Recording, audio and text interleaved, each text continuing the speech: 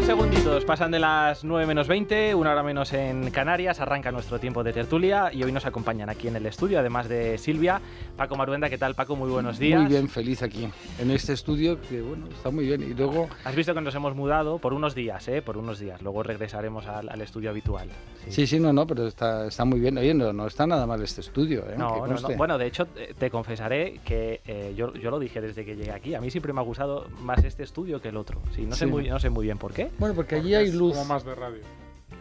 Pues no lo sé. Mira, apunta, por ejemplo, Paco, al hecho de la luz. Sí, el otro está luz más natural. Ahora que nos estará escuchando Federico, pues no es una reivindicación de que se traslade aquí, pero es verdad que este tiene esa parte de luz que es muy agradable.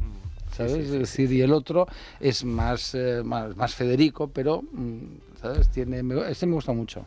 Bueno, volveremos. A ver si nos manda... Agosto es un mes propicio siempre para tertulianos desafectos, hacéis la tertulia desde el estudio 1.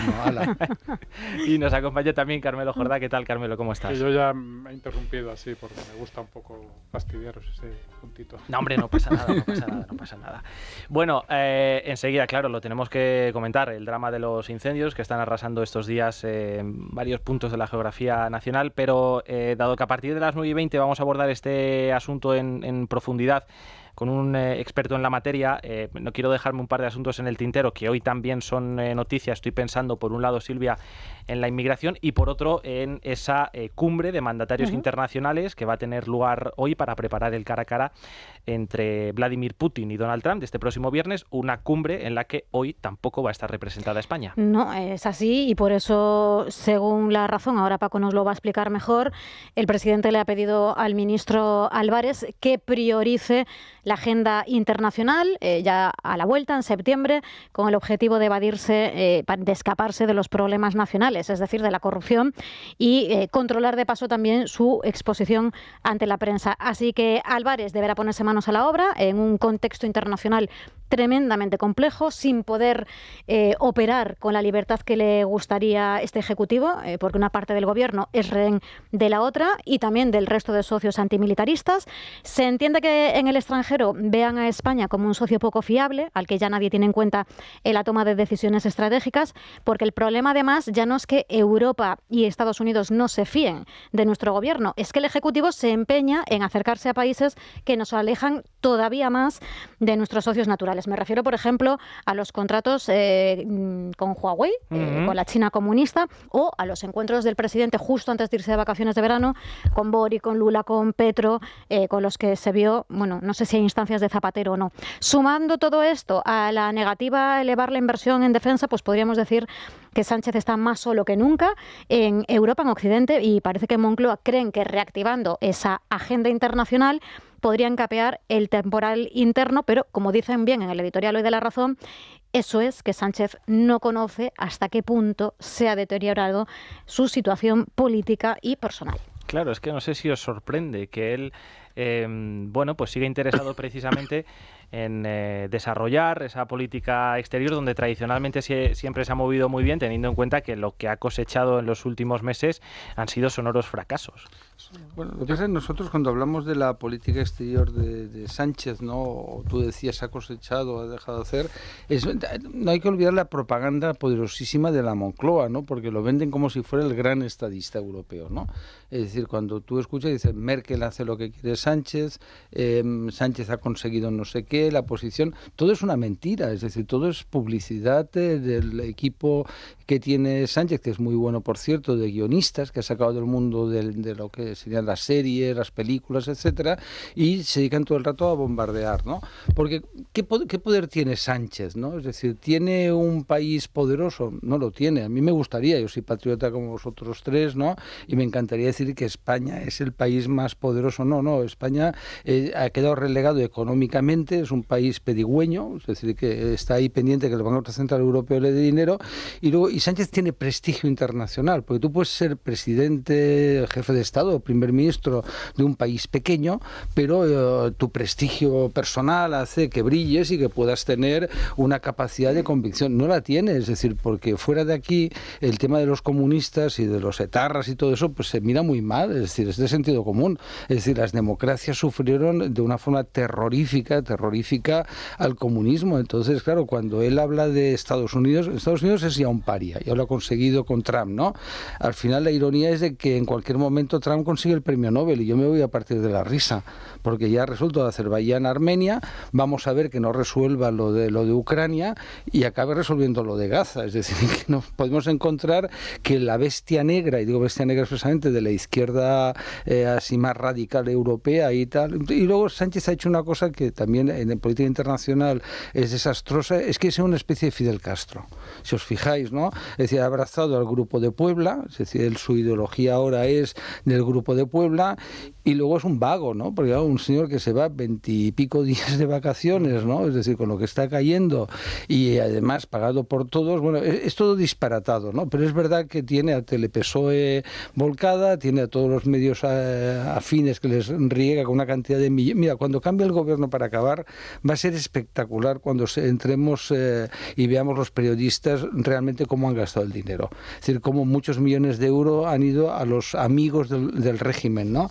A los Contreras, veremos los lobistas, es decir, vamos a ver muchas cosas que nos vamos a asombrar siempre y cuando Feijóo no cometa el error de Aznar, de caballerosidad, digo, error no peyorativo, de pensar que las urnas ya habían limpiado todo. No, hay que coger y hacer balance y decir, oiga, ¿cómo han gastado ustedes el dinero público? Y auditar las cuentas, que es algo que quiero recordar ya ha prometido Alberto Núñez Feijóo, que va a hacer una de sus primeras medidas, efectivamente, pero no sé si cabe también la posibilidad, Carmelo, de que él quiera seguir cultivando esa agenda internacional porque no le queda otra.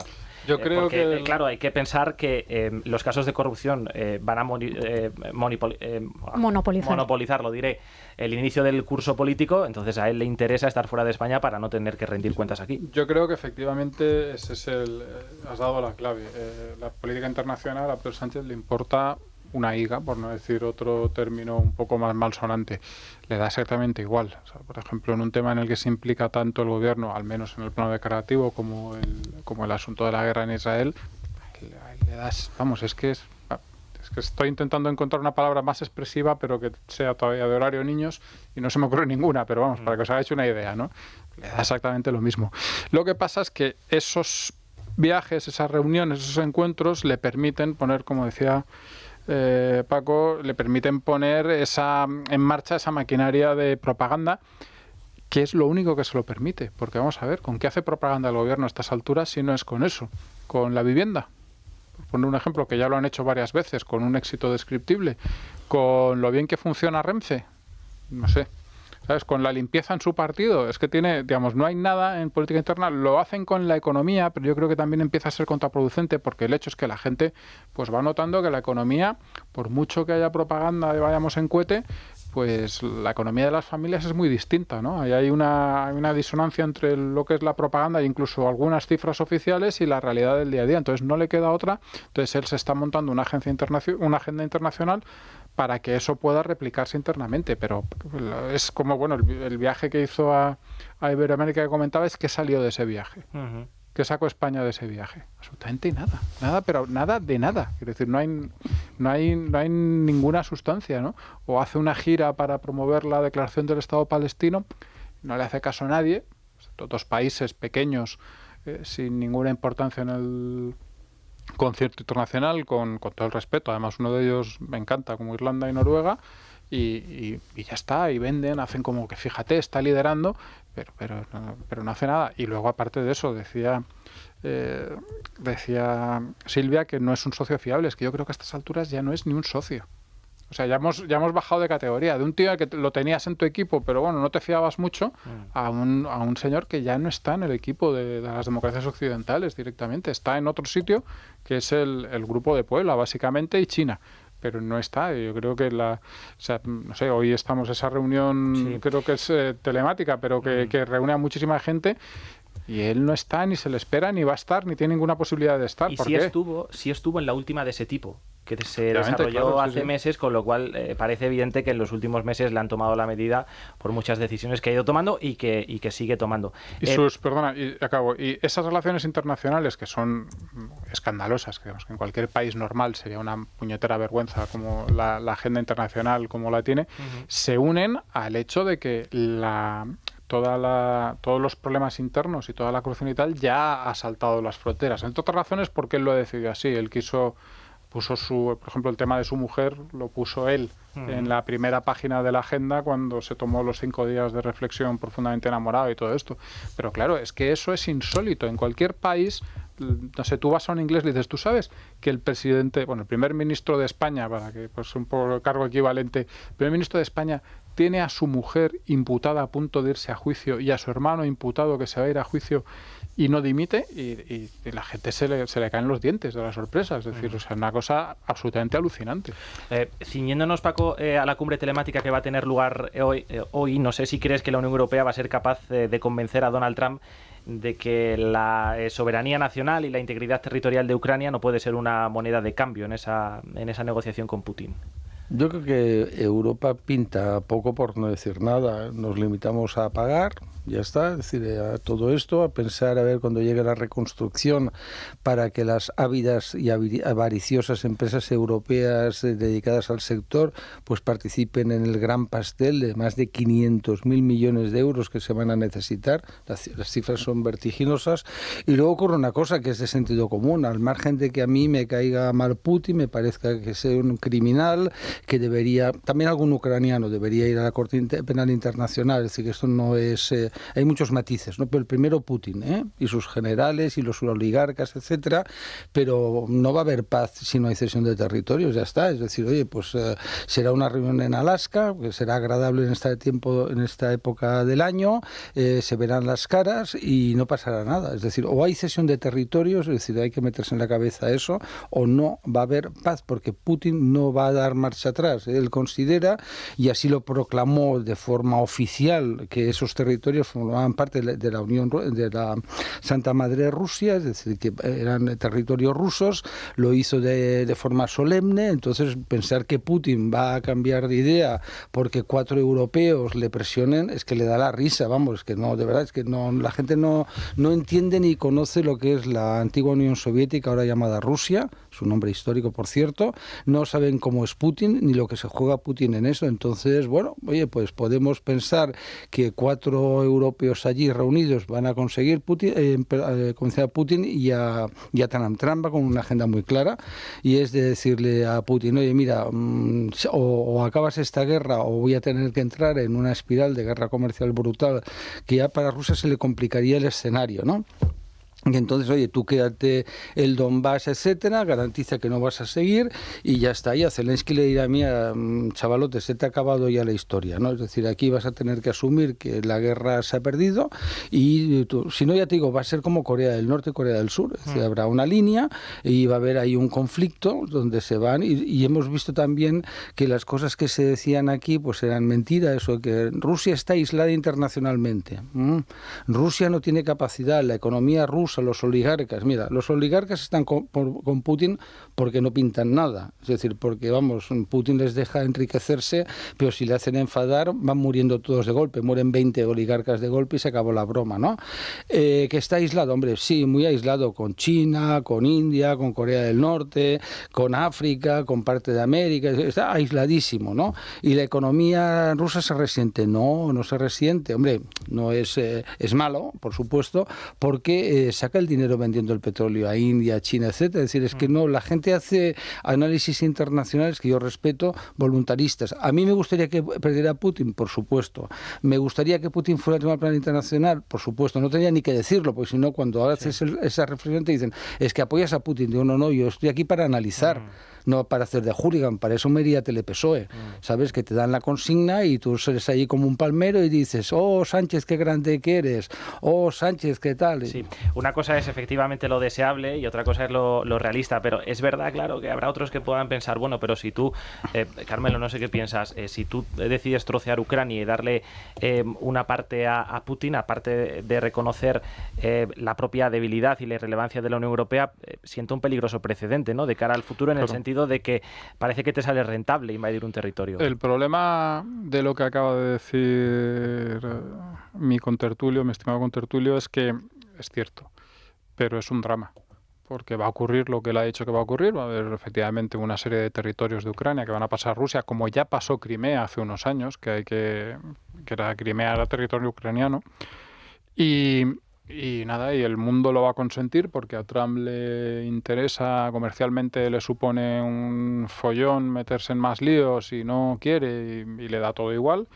Y Europa no tiene... A ver, lo que hay que tener, nos olvidamos muchas veces y tenemos una visión voluntarista del mundo, y la única forma de defenderse en muchas ocasiones de personajes como Putin es tener 2 millones de soldados dispuestos a estar en la frontera mañana. Y Europa no los tiene, o no quiere usarlos, o no es capaz de coordinar todo eso, y no hay más. Es que no hay más. O sea, se ha ayudado a Ucrania en una medida, bueno, pues lo que se ha podido hacer.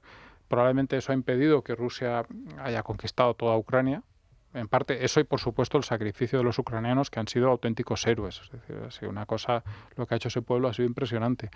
Pero ya está, no hay la voluntad suficiente para hacer perder la guerra a Rusia, que además es muy difícil. Y al final luego también te encuentras con un país que tiene armamento nuclear, y eso, pues en las relaciones internacionales, es uno de los elementos que más pesa. Porque, hombre, va a ser difícil que lo uses, pero ahí está, lo tienes.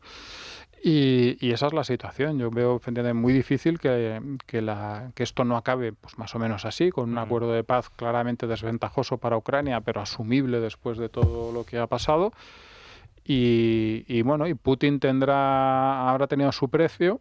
Ha pagado Rusia un precio por esto absolutamente descomunal, pero eso a Putin le da igual, porque Putin en ese sentido es muy parecido a Hamas. Pueden tirar carne a la máquina de picar carne sin ningún problema, y le da lo mismo que se mueran 1.000, que 2.000, que 100.000, que 1.000.000, les da exactamente igual. Y bueno, pues y en eso así va a quedar la cosa, y es un precedente terrible. Es decir, si después de eso Europa, la triste Europa, que es incapaz de hacer nada, no entiende que tenemos que armarnos hasta los dientes, pero así, porque hay un tío al otro lado de la frontera que está como una cabra y que es capaz, insisto, de tirar ahí lo que haga falta en vidas humanas. Si es 1.000.000, es 1.000.000, pues si no somos capaces de entender eso, después de esto ya no sé qué necesitamos. Hoy será Ucrania y mañana puede ser otro país, efectivamente. Paco. Pero ahí la cuestión está de cómo se defiende la democracia. Claro, porque es que nosotros tenemos tanques. Ya, claro, ahí está la clave, pero y con muertos. Entonces la sociedad con banderas encima. Sí, claro, entonces lo que no lo defiendes es repartiendo flores, ¿no? Eso está muy bien para mayo del 68, era muy guay las imágenes, ¿no? Repartiendo flores, la revolución de los claveles en Portugal sin un tío, no. En un mundo en guerra permanente, porque la historia mañana nos muestra, el mundo siempre está en guerra permanente, pues se defienden con muertos. Y nosotros hemos visto que la sociedad europea es muy caprichosa.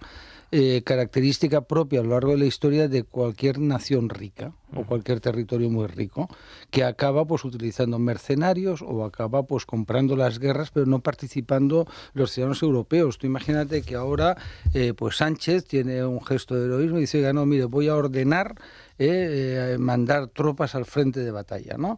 Y mueren, Dios no lo quiera, 100 soldados, ¿no? Bueno, el lío aquí es impresionante, es decir, cae el gobierno pero asaltado por las votantes socialistas, de Izquierda Unida, de todos, ¿no? Es decir, no. Mira, Europa es caprichosa informativamente. Durante muchas semanas, recordaréis, pues todos dedicábamos muchísimas horas a Afganistán, a la enorme preocupación que a los pijos europeos, digo, y me incluye, nos provocaba la situación de las mujeres y los niños. Era espantoso, reportajes y más reportajes, la gente tal, ¿no? Luego ya pues Biden hizo una de las retiradas más abyectas, ¿no? Parecida a Vietnam, por cierto, siempre me recordará Vietnam, y eso quedó abandonado, ¿no? Ya no nos interesan las mujeres afganas, nos importa un pepino, es decir, las violan, las torturan, las hacen llevar burka. Bueno, las feministas españolas hablan mucho de eso. No, nada, cero, ¿no?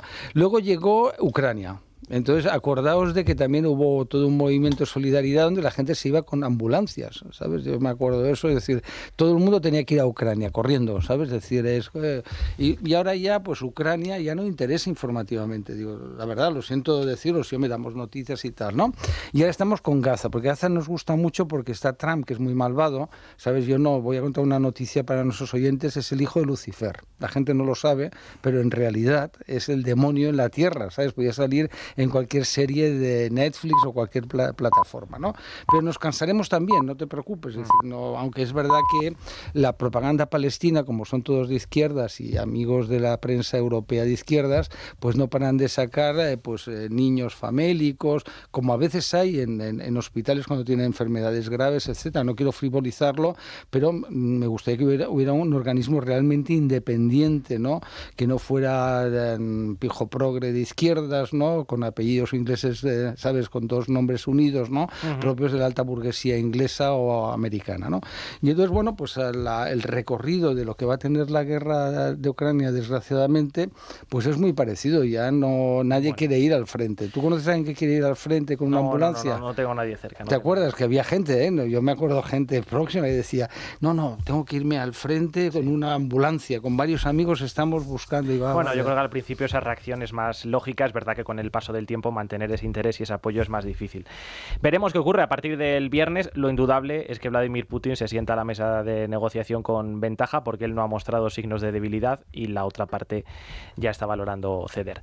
Hacemos una pausa, enseguida comentamos otros asuntos y escuchamos ahora mismo el consejo que nos trae nuestra compañera Lucía Prieto.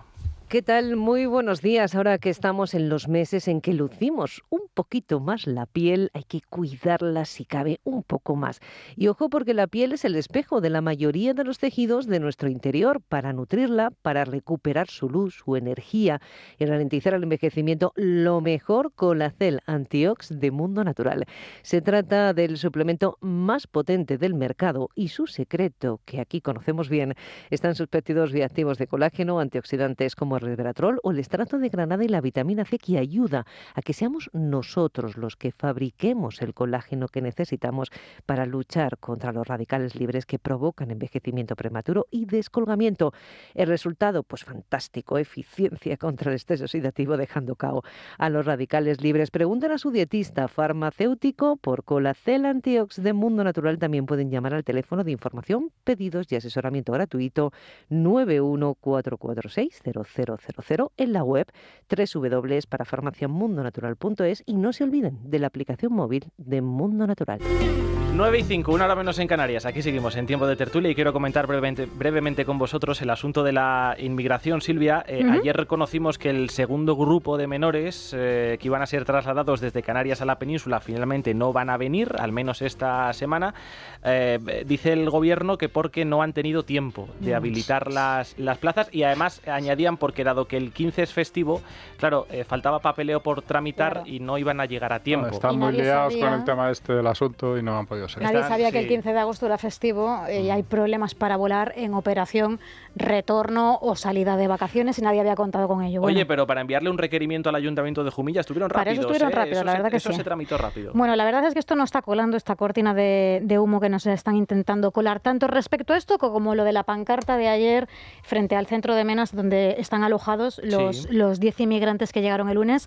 En Gijón, el Gobierno de Canarias es muy claro, les está tachando de practicar el descontrol y la improvisación. Hoy sabemos que ese segundo grupo de menos que iba a volar hacia la península esta semana, como dices, no vendrá, no hay protocolo, no hay calendario, ni siquiera saben, por supuesto, a qué centros van a ser derivados esos chavales o, por ejemplo, no saben cómo pagar esos billetes de avión, porque hoy nos está contando el diario ABC que el Gobierno central llegó a telefonear al Gobierno de Canarias para preguntarle si podían comprar los billetes, tanto para los chavales como para los educadores que viajan con ellos, como billetes de residentes, que se hubiesen ahorrado un 75% del precio, hubiesen sido más baratos. Lógicamente no lo pueden hacer, al menos la parte de los MENAS, porque son ilegales, son irregulares, no son residentes en las islas, de modo que la factura de ese viaje desde Canarias hasta Gijón ha ascendido a 6.000 euros, que es lo que nos ha costado la broma. Ha trascendido también que se... 6.000 euros por 6.000 euros por 10 más los acompañantes. Claro, pero si no sabían que el día 15 era festivo y no habían sacado con tiempo, con previsión esos billetes, es normal que se disparen. El Falcon, ¿para qué tenemos el avión? Mira, está en Canarias, o debería estar, está allí el presidente. Bueno, claro que es un servicio de aerotaxi personal, ¿no? Perdón, disculpa. No, claro. Nada, Paco, mira, ha trascendido también que ese ritmo de traslados va a ser mucho más lento de lo que nos habían dicho. Más lento que 8 a la semana. Mucho más, mira, fíjate, van a ser grupos de entre 10 y 15 inmigrantes, iban a ser entre 15 y 20, ahora ya lo han reducido, de modo que al ralentizar ese proceso se va a alargar por lo menos durante un año, el traslado desde Canarias a la península. Dicen que es todo por problemas administrativos. Claro, Canarias pone en duda incluso que esos traslados vayan a producirse la semana que viene, aunque Moncloa se ha preocupado mucho de trasladar a todos los periódicos hoy de que la semana que viene va a haber 3 traslados, no 2. Insisto, no sabemos a qué centros, no sabemos a qué comunidades. Por ejemplo, hoy Gijón se está quejando, y así lo recoge también la prensa, de que en ningún momento sabían a dónde iban a ser derivados esos menas, y que se enteraron ya pues cuando estaban allí, prácticamente. No sé si tuvisteis ocasión de escuchar ayer, fue desde luego insólita, la comparecencia de la ministra Elma Saiz acusando al señor Fernando Clavijo de desleal el mismo día que el Ayuntamiento de Gijón estaba reconociendo que se había enterado por los medios de comunicación de que esos menores procedentes de Canarias habían sido ubicados en su localidad. Hombre, estás pidiendo lealtad a los demás y tú te estás comportando de manera desleal con ellos, pues no esperes que actúen de la misma manera, ¿no? Fijaros, se supone que el tema de la inmigración es uno de los temas que le preocupa mucho a este gobierno. Es decir, que esa asistencia a los pobres migrantes, como dice ahora la izquierda, que es una palabra que me parece ridícula, a los pobres migrantes es un tema fundamental, porque claro, los que no se preocupan por eso son los fascistas y la derechona extrema y no sé qué. Pues bueno, cuando llega la hora de la verdad, cuando llega la hora de ocuparte de 1000 presuntos menores, de los que a lo mejor, bueno, pues supongamos que son menores bastantes cientos, no nos vamos a poner tampoco negativos del todo, ¿cuál es ¿qué demuestra el gobierno? Demuestra que ni quieren ni saben. Es decir, es que a mí que digas que el Tribunal Supremo te obliga a asumir, no sé ahora la cifra, a lo mejor tú la tienes en la 800 cabeza. Y pico. Sí. Menos de 1000 menores. 827, creo recordar. Es que bailan las cifras, Yo había oído un 1000 bajo, pero no sé deciros tampoco. Y no eres capaz de hacerlo 5 meses después, más que a un ritmo que te va a suponer pues un año de traslados, es que es alucinante. Es que es alucinante, es que es un nivel de incompetencia tremendo. Y esto, insisto, es el tema que se supone, es como lo que hablamos, lo que os comentaba antes de la vivienda, que este es el gobierno de la vivienda y no hacen nada. Pues este es el gobierno, no, como los fascistas estos, uy, es que había una pancarta. Pero no hacen nada, no son capaces de hacer nada bien, es un gobierno que es incapaz de hacer nada que no sea propaganda, y además la propaganda cada día también le sale más cutre. Es una cosa absolutamente tremenda. Paco. Siempre hay ahí, a ver, nada de lo que hace Sánchez responde a la improvisación en contra de lo que la gente pueda pensar, ¿no? Todo tiene una estrategia, tiene un objetivo, por eso se utiliza todo. Es decir, es como cuando tú coges un cerdo y siempre se dice pues que el chacinero lo consigue aprovechar todo. Pues aquí lo mismo, todo se aprovecha.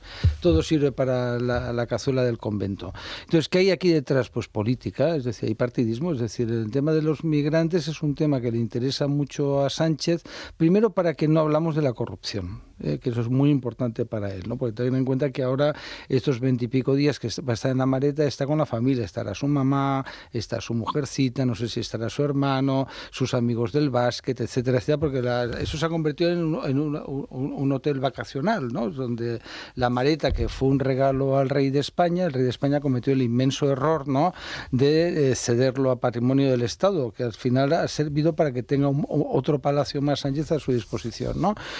Entonces, ¿qué es lo que hace? Lo utiliza buscando la confrontación. En primer lugar, no olvidemos de que España, la población ha crecido mucho. ¿Y en qué ha crecido? ha crecido en inmigrantes. Y entonces, ¿por qué él busca dar esta imagen? Porque Sánchez no tiene ningún tipo de principio, lo ha dicho él, ¿eh? Es decir, él cuando dice que lo de la mentira relativa, ¿no?, son cambios de opinión, te está diciendo que para él la mentira es un instrumento legítimo de acción política. Que en ese planteamiento de mentira él es antiestadounidense porque cree que le beneficia. Es antijudío, no porque le gusten o disgusten los judíos, no tanto le da, sino porque hay más árabes, ¿no? Entonces, en su mentalidad, España hay mucha población de origen árabe, y cómo los ve a él como seres humanos, no como votantes. Es decir, Sánchez no ve seres humanos, Sánchez ve intereses, ¿no? Entonces, esos votantes, ¿qué es el mensaje? Yo me preocupo de los menores, pero las comunidades autónomas del PP son unos fascistas, ¿no? Vox son una colección de fascistas peligrosísimos, ¿no? Persiguen a los musulmanes, cuidado, cuidado, mujeres, cuidado que estos no les importa las violadoras. Yo simplifico un poco, ¿no?, pero para que se vea tal, ¿no? A las mujeres, mensaje. Perdón, al colectivo LGTBI, mensaje. Al colectivo inmigrantes, mensaje, ¿no? O mensajes en plural, ¿no? Y eso es lo que busca. Por tanto, a él la confrontación, el engaño, porque mira, el tema este de los menores se resolvería fácilmente, de verdad. Es decir, haciendo primero un análisis objetivo, reunido con las comunidades, y dice, oiga, mire, Madrid, yo le voy a mandar 300, ¿no? Me invento la cifra, que nadie se lo tome a mal, ¿no? Pero no se preocupe porque yo le voy a construir los centros que necesite. Oiga, ¿qué necesita? 500 millones, no sé, resuelto, ¿no? Vamos a estar. Oiga, Palencia, yo le voy a mandar 50. Burgos, tal. Es decir, tú puedes, si tienes voluntad en todo, y además teniendo dinero, porque con estos golfos que tenemos en el gobierno que no saben de economía, y digo golfos expresamente, pues lo que hacen es gastar, gastar y gastar, ¿qué más da? Oye, pues que nos cuesta 1.000 millones, pues 1.000 millones, ¿no? Pero es que él no quiere, él bajo ninguna circunstancia quiere acuerdo en estos terrenos. Dices, Paco, que todas las decisiones de Pedro Sánchez en ese sentido hay que analizarlas en términos electoralistas. Claro, a propósito de la inconsistencia de la política exterior del gobierno, hay que recordar que inició su llegada al Palacio de la Moncloa recibiendo el Aquarius en la Comunidad Valenciana, él y otros tantos ministros, estaban por allí casi todos, y años más tarde elogió el trabajo de Marruecos en el famoso asalto a la valla, que se saldó con cerca de 20 inmigrantes muertos en Melilla. Es decir, son ejemplos que efectivamente, bueno, pues acreditan que el presidente del gobierno ha ido cambiando de opinión en función de las necesidades. Pero en cualquier caso, claro, yo esta mañana hacía una reflexión, digo, si no eres capaz de gestionar el traslado de los inmigrantes 5 meses después de que el Supremo dictara sentencia, ¿por qué voy a pensar, que yo creo que este es el debate fundamental, que la atención a esos menores es la adecuada? Porque todo el mundo, venías a decir eso, Paco, todo el mundo habla de los traslados, que efectivamente sería un asunto muy fácil de solucionar. Hablas con una comunidad autónoma, en fin, le aportas la información que requieran, le aportas los recursos necesarios que pues ellos consideren para atender a esos menores, pero es que no se aborda la situación de estos menores en estos centros. Es decir, ¿qué atención se le da? ¿Se le da realmente un futuro, un proyecto de vida a estos niños, o simplemente se espera que tengan 18 años, salen del centro y se les pierde la pista? Porque da la sensación de que eso es lo que está ocurriendo. Yo creo que debe haber casos para todos. Desde luego, es una tarea muy difícil, es decir, integrar a esa gente dentro de la sociedad y darle un futuro laboral es muy complicado porque, hay casuísticas de todo tipo, pero no es algo ni mucho menos sencillo. Requiere mucho dinero, es una de las cosas que estamos hablando, y se habla mucho de es que cada mena cuesta no sé qué. Bueno, pues nada, pues no le des nada, déjalo en la calle y a ver un poco... y a ver qué pasa, a ver si eso hace tus barrios mucho más seguros o menos, o cuál es el efecto real.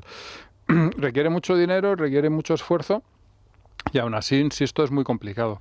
Ayer comentaba en esta mesa, en otro programa, eso sí, que también una sociedad... es muy difícil integrar a la gente cuando una sociedad no está segura de sus propios valores.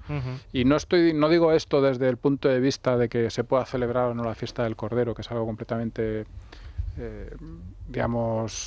circunstancial, es decir, que no tiene, y voy a decir, a lo mejor algo me sorprende, no tiene ninguna importancia. Es una sociedad que crea en la democracia, que crea en el respeto de verdad a la mujer, que crea en la igualdad ante la ley. Es decir, una sociedad como la nuestra, que muchos de estos conceptos están difuminadísimos, pues tiene muy difícil integrar a alguien que viene de fuera y que viene con otros valores en principio. Entonces insisto, es una batalla muy difícil, es una batalla, y eso es lo peor, que además ha caído presa, como por otra parte pasa en prácticamente todo el mundo, y supongo que es inevitable, pero es una noticia desgraciadísima, del electoralismo más chabacano, de una parte y de la otra. Quiero decir que no lo digo solo por el gobierno, pero aquí se exhiben cosas relacionadas con la inmigración, se exhiben, insisto, pues eso, simplemente como reclamos electorales, y se plantea un problema que es muy complejo y que desde luego hay que abordar, porque digamos, incluso abordándolo sería de las cosas importantes que tendríamos que hacer. Si no lo abordamos, se convertirá en muy breve en el principal problema. Pues un tema que hay que abordar muy en serio, al final es coto de consignas y de mensajes en Twitter. Y todos los partidos, efectivamente, que están en el regate corto. Vamos a hacer una pausa y continuamos. Bueno, habéis visto, Paco, Carmelo, Silvia, cómo se ha llenado de repente el estudio. Están todos queriendo saber cuándo termina esta ola de calor. Lo digo porque acaban de llegar, ahora les saludaré, Luis Fernando Quintero y Verónica Caso. Bueno, pues la ola de calor va a terminar como mínimo el próximo lunes. Eso es lo que nos ha dicho la Agencia Estatal de Meteorología después como mínimo quieres decir como pronto. Sí. Pero no seamos tan pesimistas. Da la siguiente parte de la información, que es que después de la ola de calor, al menos la previsión para Madrid, son temperaturas alrededor de los 30 grados. Sí, claro, 30... Ya, claro, pero es que... Pero es que la ola iba a terminar pero hoy. es que yo no sé si creérmelo, porque han sido 5 o 6 aplazamientos. Es que en teoría iba a terminar este jueves. El martes. Primero el martes. Y luego el jueves. Después el miércoles. No, primero el miércoles de la pasada semana. Luego lo pasaron al... Claro, lo sé bien porque lo sufro. Luego lo pasaron al domingo. Luego lo pasaron al miércoles o al martes. Al martes, que hoy iba a ser el respiro de esta semana. Que no ha llegado. Y ahora ya han dicho que al lunes. No, el respiro esta mañana, así que estaba más Es un poco de chamanismo, ¿no? Así que no está mal, sobre todo para ser la Agencia Estatal de Meteorología, no está mal. Pero no os preocupéis, digamos que de hoy para mañana no aciertan, pero cuando dicen que dentro de 50 años se habrá calentado la atmósfera, entonces sí. Hay que actuar rápido, hay que actuar rápido. Pues es un poco desafecto, ¿no? Eso de que critiques la agencia estatal, no sé. Hombre, pero entiendo que también tendrán que ganarse el Te elogio, cerrarán, con previsiones un poco precisas. Hay que clausurarte. Bueno, hoy son 40 las provincias que están en alerta por calor y altas temperaturas, y a partir de mediodía se esperan, como ayer, precipitaciones en la mitad norte de la península. En Madrid hoy nos vamos a quedar en 35, pero vuelven a subir a partir de mañana. La máxima nacional hoy en Córdoba, Sevilla y Badajoz con 42, y la mínima en Pontevedra y Teruel con 16. ¿Cómo ha abierto este miércoles la bolsa, Luis Fernando?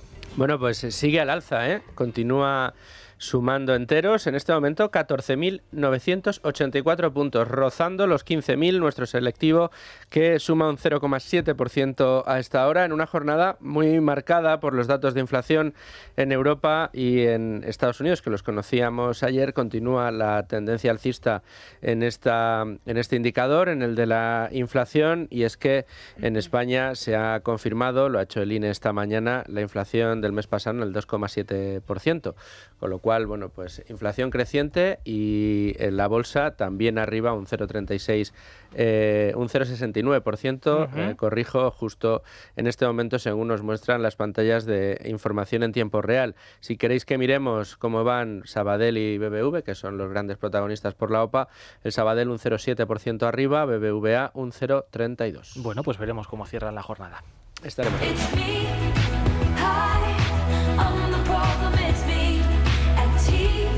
Y en la noticia de interés cultural de la 11, Verónica. Pues no sé si habrá aquí algún fan o alguna fan de Taylor Swift, porque fíjate, va a sacar nuevo disco número 12. Lo anunció ayer en sus redes sociales. Aprovecha de decir que me gusta esto del corazón. Al lado de su novio sacó así como un vinilo, y todavía no sabemos la fecha exacta, pero desde hoy ya se puede adquirir la preventa. Fíjate la expectación que hay con Taylor Swift. Recordemos que el pasado año reventó los escenarios aquí en España y en el resto del mundo, así que a todo aquel que le guste ya puede hacer clic en esa preventa del disco. Se dice algo así, el disco se titula La vida de una artista, así en inglés, yo lo traduzco para que nuestros oyentes lo sepan, así que nada, quien quiera, adelante. Estupendo, venga, pues nosotros ahora vamos a hacer una pausa y entramos de lleno en los incendios.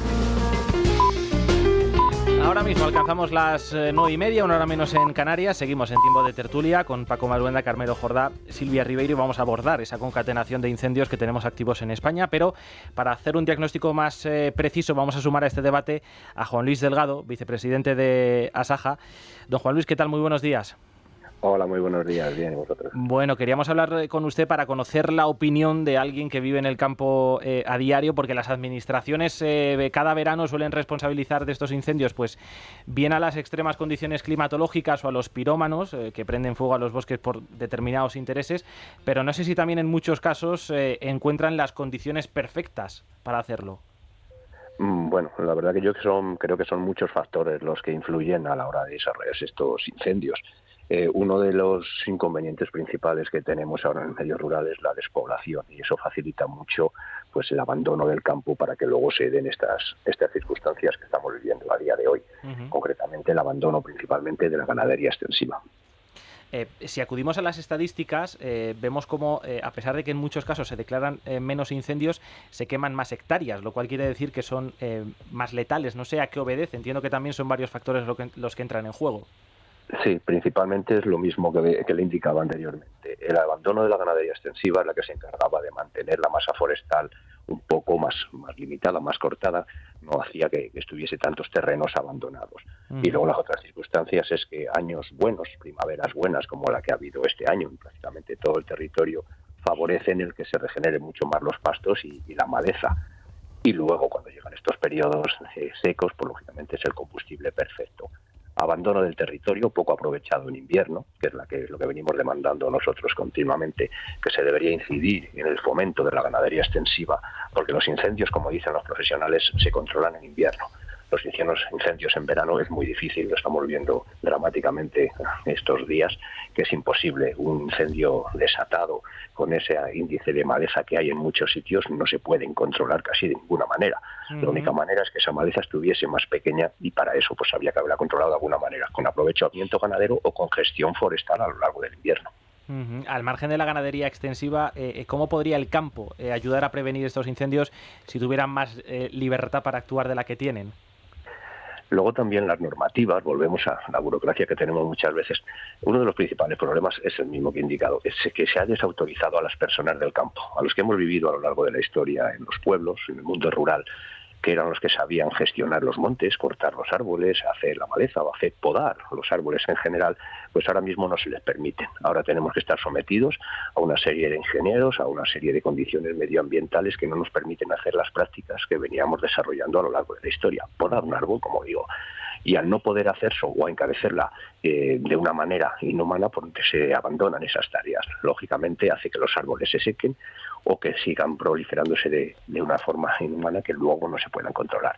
En definitiva, yo creo que tendríamos que volver a los orígenes, contar más con las personas del campo, pedir esa opinión, contrastar las opiniones y no solo creer o la opinión de los ecologistas de sofá en muchos casos que no están a pie del territorio, no lo han vivido, no han mamado, como se dice vulgarmente en los pueblos, cómo habría que gestionar esto. Me gustaría, porque creo que además en muchos casos es lo más didáctico para que la gente se haga una idea en casa, que pusiera ejemplos concretos de actividades que se han realizado durante toda la vida en el campo, pero que ya no se pueden hacer de un tiempo a esta parte por riesgo a ser multado, en definitiva, a infringir la normativa vigente. Sí, por ejemplo, cuando hablamos de la ganadería extensiva, se ha abandonado, ya no solo, bueno, en parte porque se ha multado, porque te obligan a gestionar los pastos de una manera determinada, se pueden aprovechar en determinados tiempos, porque las normativas de la política agraria común, medioambientales, permiten o no permiten entrar en determinados territorios, pero también se junta con la poca rentabilidad de este sector, del sector agrario. Se han abandonado porque no tenemos capacidad de mano de obra para mantener los pastores en el mundo rural, o no tenemos ni tan siquiera la disponibilidad de que los tengamos para ese trabajo, y también porque no hay rentabilidad, no se pueden pagar unos salarios dignos para esas personas.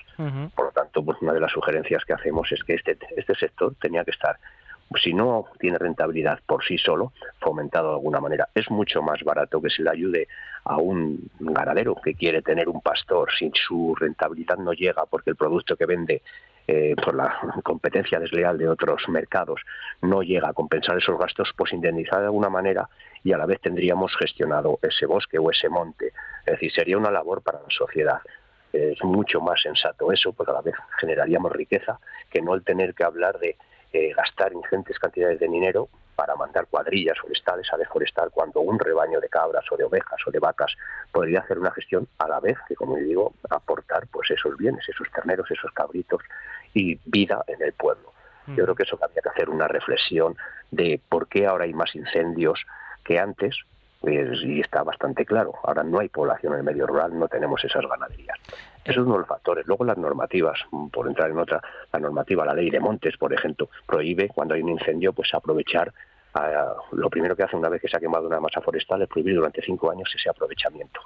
Hay en casos que puede ser necesario que se regenere ese monte, pero en otros casos no, y nos están echando de nuestras tierras. Por lo tanto, si yo voy con esa premisa que tengo ese riesgo, pues mi actividad también se viene mermando y abandonaré la actividad.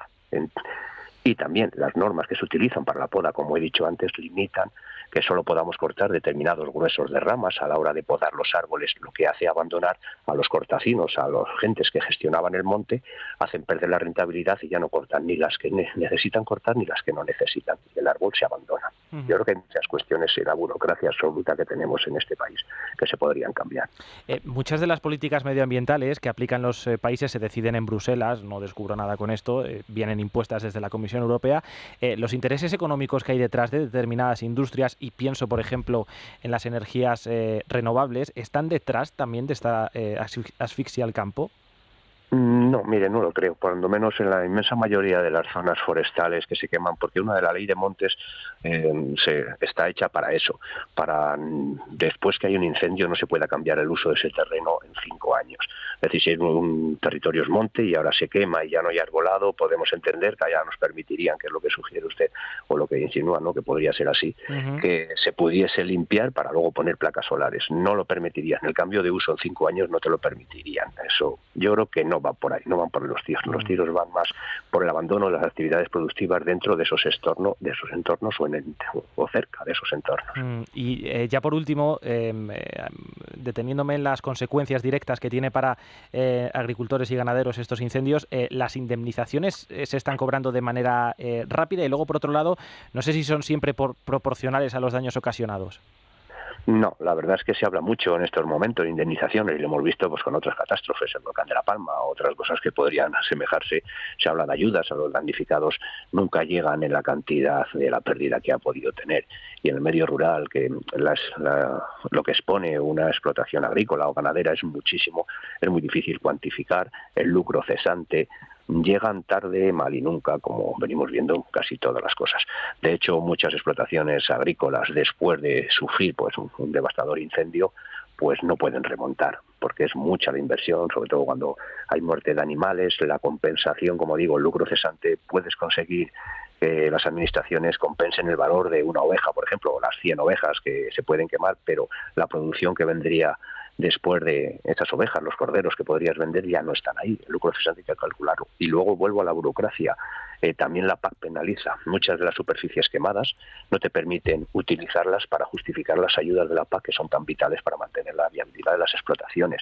Es algo que venimos reclamando también, que porque se haya quemado una superficie, que se nos permita que ese agricultor pueda hacer uso de esa superficie para cobrar esa otra ayuda. Porque si no puede aprovechar el terreno y no puede cobrar la ayuda que le haría viable la explotación, lógicamente está abocado al cierre. Y es otra finca abandonada, otro territorio abandonado, más maleza que va a prevalecer.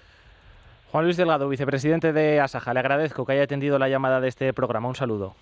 Muchas gracias a vosotros por darnos voz al mundo rural. Bueno, pues escuchando a aquellos que efectivamente conviven con el campo a diario, pues da la sensación de que se ha impuesto la ideología al sentido común. No sé qué pensáis. Es la ideología de una izquierda urbanita, que a mí me gusta, que tiene idealizado pues el campo y que pues va de visita pues con sus zapatillas pijo progres, su tal cual, y entonces llega al campo y da lecciones, ¿no? El campo, al final, pues tienes que vivir todo el año para entenderlo. Claro, yo no lo he hecho, ¿no? He estado en el campo con vosotros, ¿no? Pero no he vivido. Pero cuando hablas con ellos y ves y piensas un poco, ¿no? Reflexionas, está muy bien el mito, ¿no? Sabes, la agricultura, la ganadería, pero es muy duro. Hay que estar allí. Ellos conocen mejor que nadie cómo tienen que afrontar las cosas. Ha habido una despoblación lógica. Oye, ¿tú qué prefieres? ¿Vivir en el campo o vivir en una gran ciudad? No, pues tan sencillo como eso. decir, está muy bien, oye, no, hay que vivir en el campo, ¿no? Qué maravilla, oye, vete tú, pues Urtasun, o vete tú, Yolandita, iros a vivir al campo y veréis, ¿no? Luego, eso que se dice siempre, claro, que al final es verdad que los incendios se apagan en invierno, es un tópico decirlo, pero hay una serie de carencias. Antes, como la población vivía en el campo, pues se preocupaba pues de limpiar los cortafuegos, luego el impacto que tienen los incendios, ¿no? El daño que hacen terrible, aparte de la destrucción, pues que te dejan arruinado, es decir, de golpe pierdes, yo no me quiero ni imaginar, pues que hay un incendio y pierdes tu casa, o pierdes tu pequeña finca, pierdes tus ovejas, tus vacas, ¿no? Es decir, de todo eso, pues este pobre hombre que murió, Miser, ¿no? Intentando salvar los caballos, salvó al propietario, intentó salvar los caballos y al final, pobrecito, pues murió, ¿no? Claro, al final hay que vivirlo, lo que es un incendio, ¿no? Me parece, yo los he visto como periodista desde lejos, ¿no? Y ves la fuerza que tiene tan brutal y demoledora, ¿no? Muestra nuestra pequeña, voy a decir un tópico que nadie se moleste, nuestra propia insignificancia. Carmelo. Sí, yo creo que ahí, yo siempre lo digo y me parece que es una parte de análisis que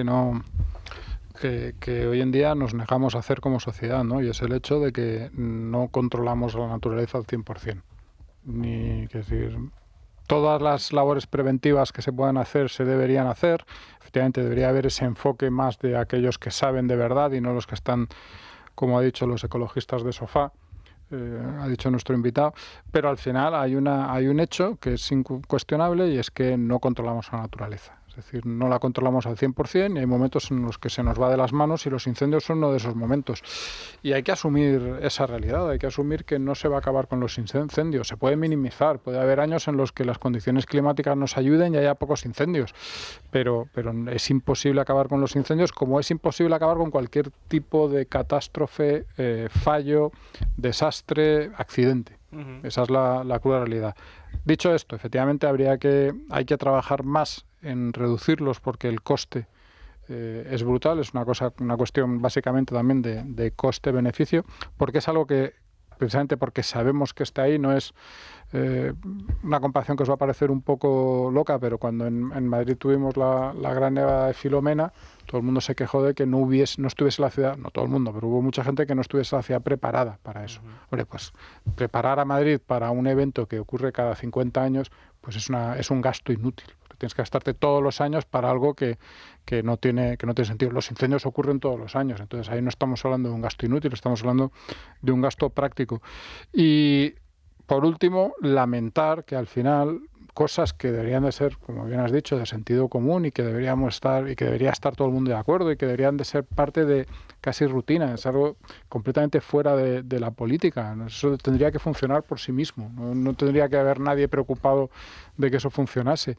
Pues al final acaban siendo parte de una batalla política barriobajera, rastrera, navajera en redes sociales, porque hoy en día en España todo es parte de esa batalla política. No hay nada que se pueda sacar de ahí, no hay nada que se pueda hacer por consenso, no hay nada en lo que se pueda estar de acuerdo, no hay nada en lo que, o prácticamente nada en la que los distintos niveles de la administración puedan colaborar.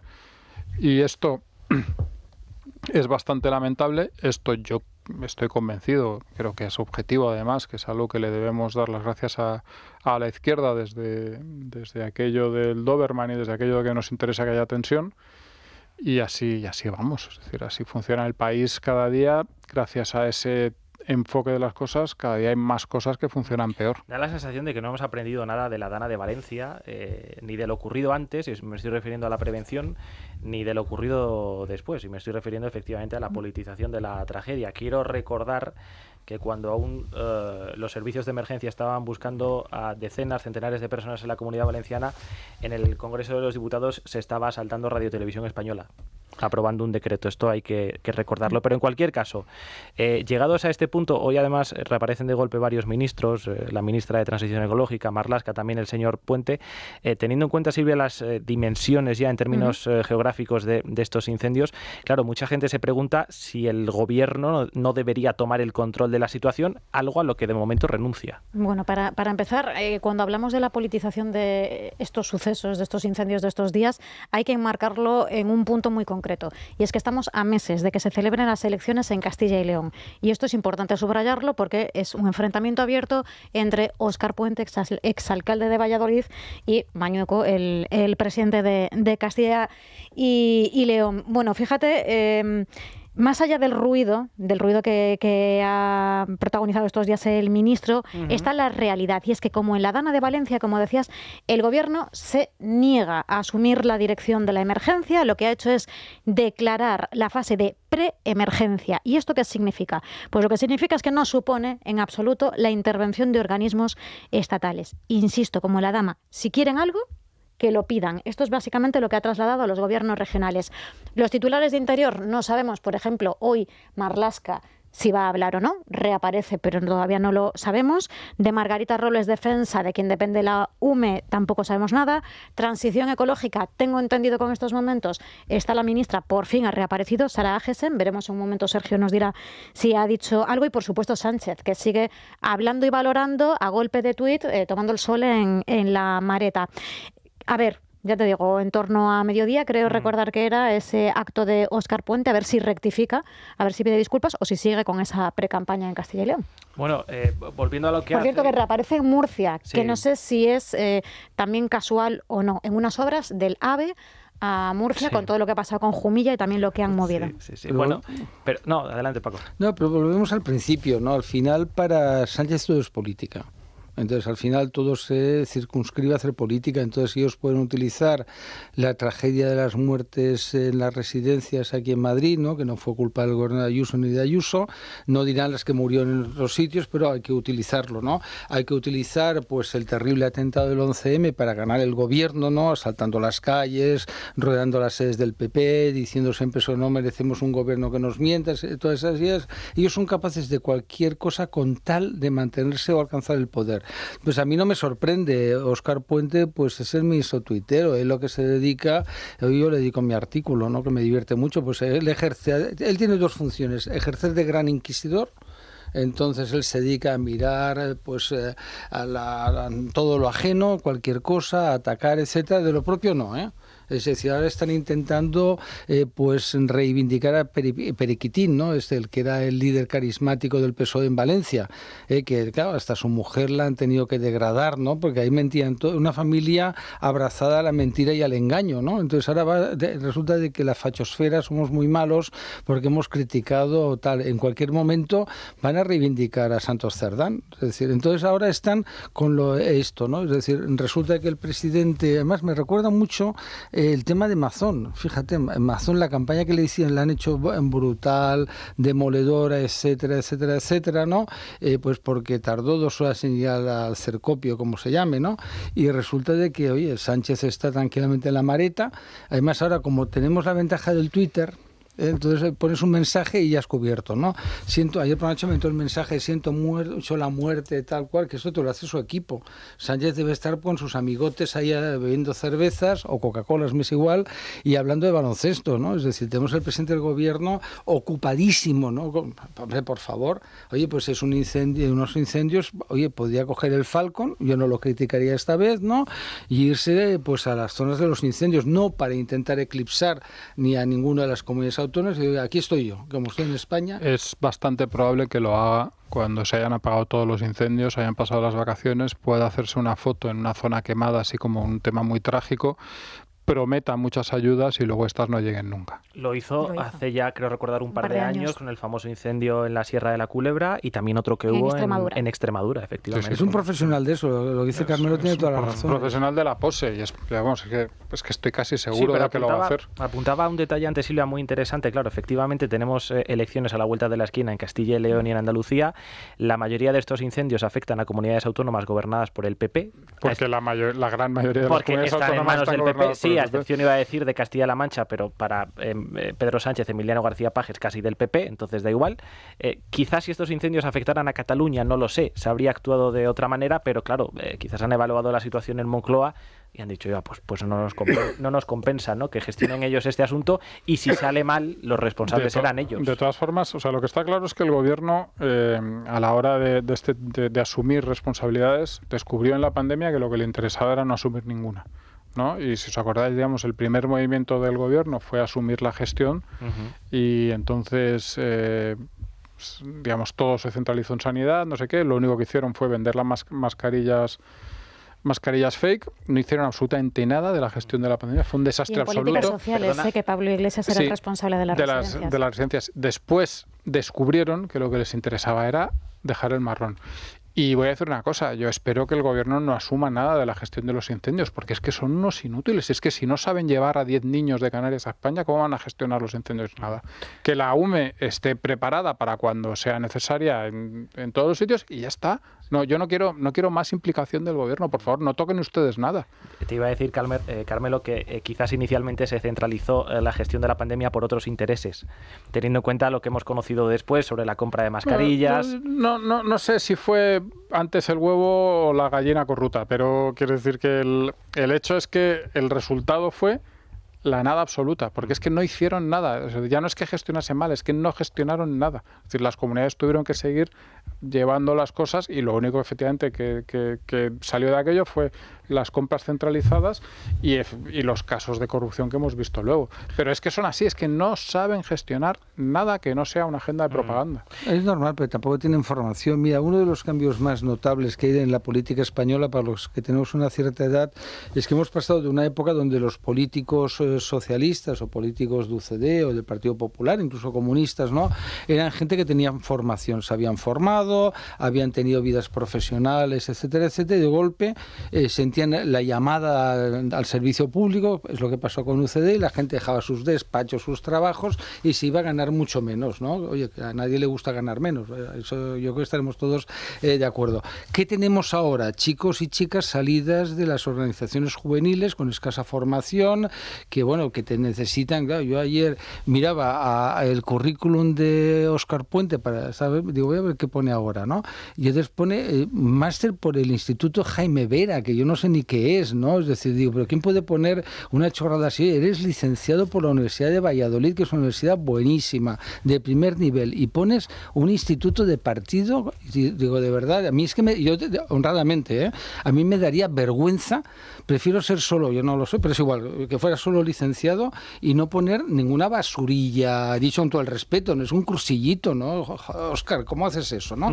Y entonces eso es lo que hay ahora, pues él que en su caso sí que tiene una buena, pero el resto, mira la gente que hay, si nos quedamos como fascinados diciendo, Cuerpo Técnico Comercial del Estado, ostras, qué bueno, pero es que en la época había 80, digo, bueno, una exageración, había abogados del Estado, diplomáticos, o gente con despachos de abogados, es decir, y aquí en cambio ahora, entonces esa mediocridad exasperante es lo que te explica pues que estén dispuestos a hacer cualquier cosa por sobrevivir, porque cuando tú ganas más en política que en tu vida profesional es que algo falla. Claro, se vive muy bien, se vive muy bien. Te va a dedicar otro tuit, Paco, ya sabes que lo escucha todo y si no, otros lo escuchan por él y luego le... No, pero los asesores recordarás aquello. Sí, hombre, claro, que me desmienta, oye, tú mira el currículum de Óscar Puente y pone el oficial del ministerio, máster en no sé qué, dirección política por el... Máster en dirección política por la Fundación Jaime Vera y licenciado en Derecho por la Universidad de Valladolid. Sí, Óscar, yo no quiero ofender el resto ya son a nadie, cargos públicos todo, en la empresa privada nada. Eres muy generoso. Sí. La Universidad de Valladolid, no sé, es decir, tampoco es Oxford.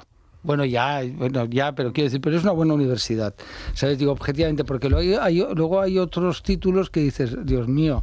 Bueno, Sánchez hizo empresariales en el Centro María Cristina, en un colegio adscrito de chicos pijos, que no pasa nada, ¿sabes? Es decir, que no... Pero luego hizo una tesis de primera para poder obtener su doctorado. Hizo.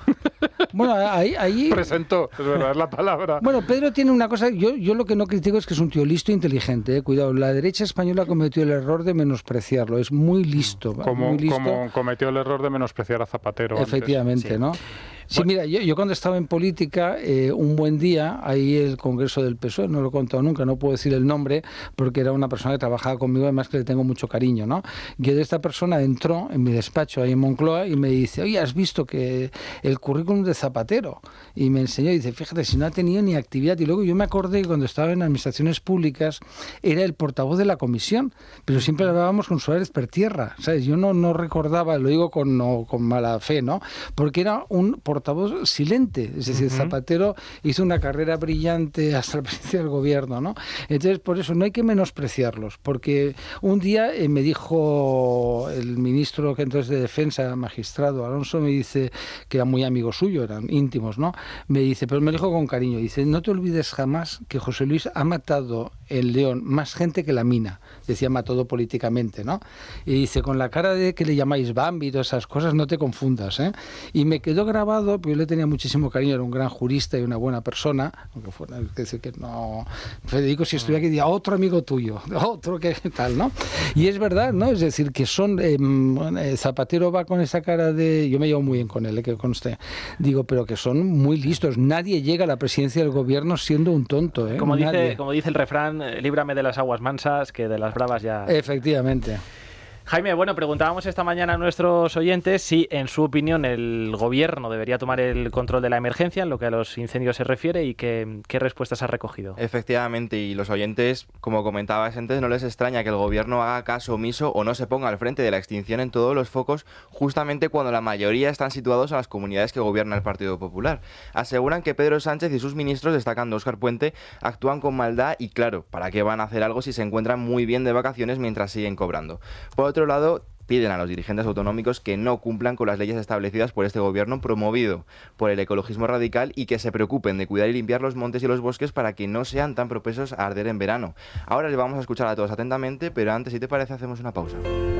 Venga, Jaime, demos paso a esas opiniones. Empezamos con Alberto, un oyente que se queja del ecologismo radical, al que califica de no único, pero sí máximo culpable de los incendios y de la situación actual de los montes. Por otro lado, Iluminada considera que el gobierno central tendrá que implicarse, tomar el mando y no mofarse de una situación en la que hasta hay fallecidos, como lo está haciendo Óscar Puente. Al resto les escuchamos.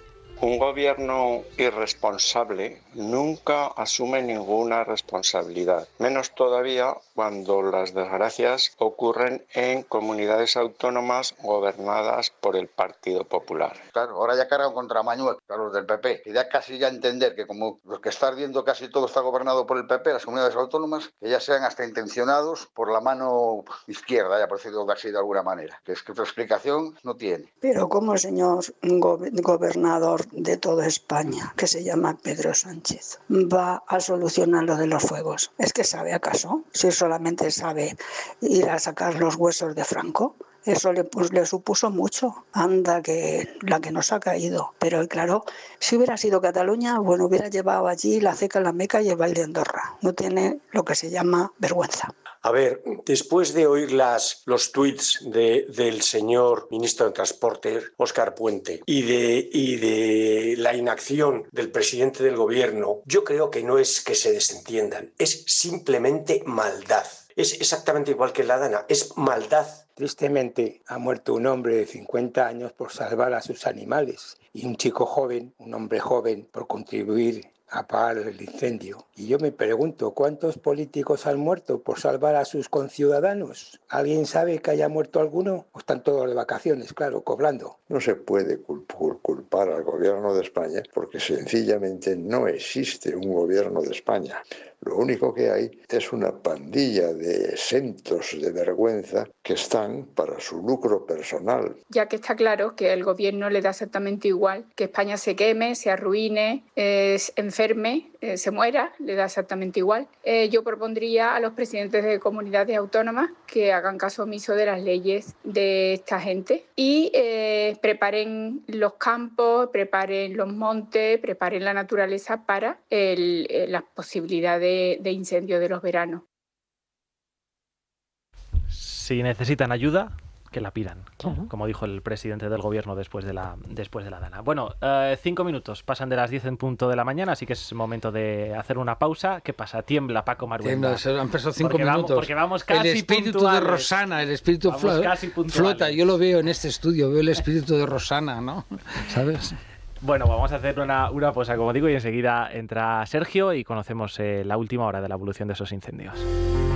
Cuéntanos, Sergio. Hay que empezar hablando de incendios, Daniel, como viene siendo la constante durante toda la mañana. Primero, una actualización de datos. Actualmente, los focos que más preocupan se encuentran en Castilla y León, en la provincia de León, el que ya conocemos desde hace varios días de las médulas, también en Molezuelas de Carballeda y la vista puesta en Zamora, en Puercas. Además, en el resto de la comunidad hay otros 20 fuegos activos. Preocupa también la situación en Orense, que mantiene alerta a toda la provincia con 12 focos que prácticamente la rodean, y el que se ha iniciado esta madrugada en Cangas de Narcea, en Asturias, al límite con León, que ha obligado a pedir apoyo militar para las labores de extinción. En Extremadura, 3 pueblos evacuados y 2 carreteras cortadas por el incendio de Jarilla. Todos estos focos mantienen de momento el nivel 2 de emergencia. Sobre la situación que vive en España con los incendios, precisamente, han entrevistado en la SER a la ministra de Transición Ecológica, Sara Agesen, que asegura que muchos de ellos pueden haber sido provocados, que están bajo investigación, y hay que decir que ha evitado meterse en confrontaciones directas con gobiernos autonómicos. Dice que Castilla y León necesita invertir más, pero en general España también. Habla de unidad, también de cambio climático, negacionismo, y parece no compartir los famosos tuits del ministro Óscar Puente.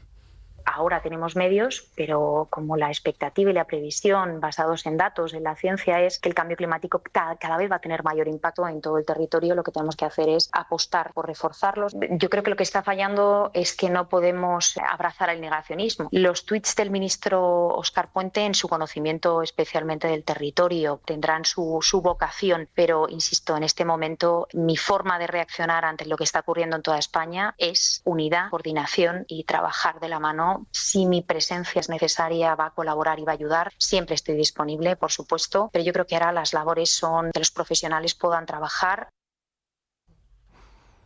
Yo creo que es un reparto de roles, ¿eh? Por un lado tenemos a Óscar Puente, pues haciendo lo único que hace, y por otro lado, pues ahora salen las ministras para intentar recoger un poco de cable, pero es solo un reparto de roles. Primero ha dicho que no quería meterse en polémicas. Cuando le han repreguntado en esa misma entrevista es cuando ha dicho que prefiere hablar de unidad y de trabajar todos juntos en las labores de extinción. Bueno, la otra cuestión del día, los menores. En Televisión Española, el presidente canario, Fernando Clavijo, se ha despachado a gusto contra el gobierno y contra el Massaid.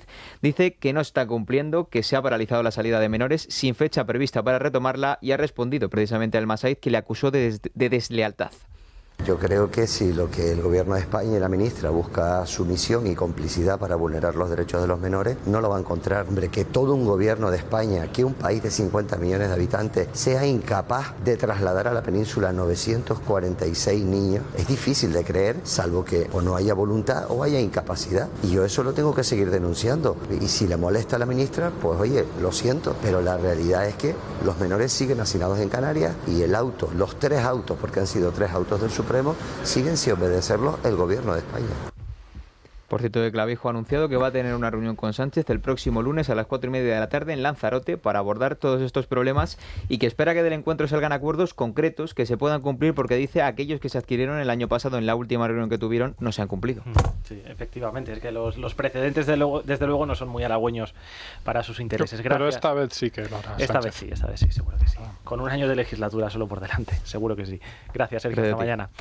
Saludo ya a Ana Mateu. ¿Qué tal, Ana? ¿Cómo estás? Porque hoy es miércoles de revistas. Miércoles de revistas, y estoy deseando saber qué traen esas portadas. Bueno, pues vienen bastante variadas, la verdad, aunque hay algunas que ya casi son tradicionales. Hoy tendremos a Alaska, a Bea Miranda, a Daniel Caranda y a Verónica Caso, que me van a acompañar. Bueno, pues empezamos por la revista Hola, que tiene Ana Obregón, que ha cambiado su tradicional posado en bañador en la playa mallorquina de la Costa de los Pinos por un posado con su nieta. Y eso que dijo que no iba a sacarla mucho más. Pero llega el verano y las tenemos a las dos, muy relajadas, un ambiente muy distendido y muy veraniego, como no podía ser otra cosa, mientras nos informa que ha puesto a la venta la casa familiar de Mallorca. Así que, pues si algún oyente está interesado, ya sabe que está a la venta y la puede adquirir. Una posible pareja también tenemos, la de Froilán, que está muy, muy, muy cariñoso con Miri Pérez Cabrero. Para aquellos que no sepan quién es Miri, pues Miri estuvo en Masterchef, hasta en Supervivientes, y ahora va a participar en Supervivientes 2 All Star, que esto ya es el refrito del refrito. Una cosa impresionante. No hay beso, no lo hay, pero el lenguaje verbal dice que ahí hay algo más. Vamos a verlo. Un quelquechós. Un quelquechós, que diría Carlos. Luego lo contaremos. Pues no es para nada el estilo de Miri Froilán. Yo recuerdo a un compañero suyo de Masterchef con el que estuvieron un tiempo juntos y desde luego no se parecían absoluto. Como el día y la noche, Silvia, totalmente de acuerdo ¿Dudáis contigo. de los encantos de Froilán? En absoluto. Dicen que es muy simpático, Sí. ¿sabes? La Sí, verdad sí, es que sí. es muy agradable. Pero bueno, de ya trato. veremos la historia cómo se va Oye, desarrollando. porque claro, ahora ya me he quedado con qué compañero. Jorge Bravezo creo que se llamaba, Sí, creo no lo recordar. recuerdo. A ver, vosotros o que algo tenéis así, pero ordenador, era porque ahora un no me acuerdo chico del moreno, nombre. de ojos claros. También tenemos a famosos de vacaciones, por supuesto, tenemos a Jeff Bezos y luego tenemos a los Beckham, que están en un yate valorado en 18 millones de ¿Solo? euros. Solo, nada, Es calderilla. poquito para este tipo de calderilla. niveles de fortuna. Paseando por la Costa Azul, vamos, que a mí no me importaría que me llevasen. O sea, que nosotros encantadísimos, ¿verdad? Y también tenemos a Terelu en Málaga sin el Photoshop de la semana pasada, porque claro, la semana pasada parecía una niña adolescente y esta semana nos la muestran tal cual es, ¿eh? La mujer real y auténtica, lo cual nos alegra, porque que más que menos, pues todos estamos Hombre, claro así, que sí. ¿no? Y luego, Pero a mí la mola foto... el Photoshop, o sea, ¿Verdad? de golpe te quedas. Yo cuando veo las fotos, mira, Ana Obregón, yo la miro y digo, bueno, si parece que tenga 30 años. ¿no? Efectivamente, y tiene el triple casi, no sé, Sí, una sí, cosa no. tremenda. Pero bueno, de todas maneras, si hay una foto que a mí me ha llamado muchísimo la atención, es ver a Isabel Preisler. Y diréis, ¿por qué? Porque claro, siempre la vemos tan perfecta y tan delgada y tan estupenda bebiendo esos batidos imbebibles de verduras imposibles y la vemos comiendo un chocolate con churros. ¡Hala! Oye, pues mira, nos sentimos muy identificados, que ella Por también supuesto. caiga ante la tentación de un placer tan exquisito como un chocolate La con divina churros. es mortal, me gusta Ah, que eso. sí. Es Pues claro. increíble. Habrá que ver si lo está de verdad comiendo. No, o si en está las fotos, posando, ¿sí? en las fotos ¿Está se los patrocinado o no? No está patrocinado, la han pillado bien y se nota que está ¿Tienen- disfrutando por la cara que pone. ¿Tienen Photoshop los churros? No, ni los churros ni ella, Ni que ella, mira ¿no? que suele llevar Pero siempre. que conste que es una vida dura, porque tenemos estar todo el día pendiente de la figura para que no sé qué, para que te sigan haciendo fotos estresante, Paco. y te paguen, ¿no? Es como un agobio, ¿no? Es Dios el mío. precio que tenemos que pagar los guapos. Efectivamente. Y luego, después de la Crónica Rosa, vendrá el concejal de centro del Ayuntamiento de Madrid para contarnos todo sobre la Virgen de la Paloma, porque Madrid se viste de chulapos, de castizos, de limonada, de mantones de Manila.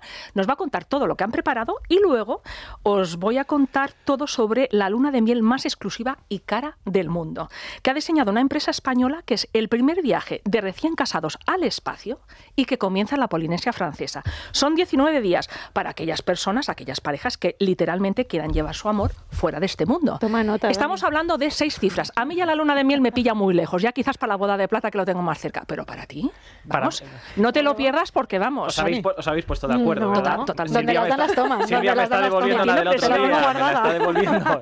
El problema es que luego uno tiene que llegar a casa y tiene que responder. Ahora hablo yo de con lo que Miriam. aquí sucede. Qué bueno, oye. Lo que aquí sucede. Bueno, si hay que poner algún dinerillo, podemos aportar entre todos, ¿no? Punto final a la tertulia.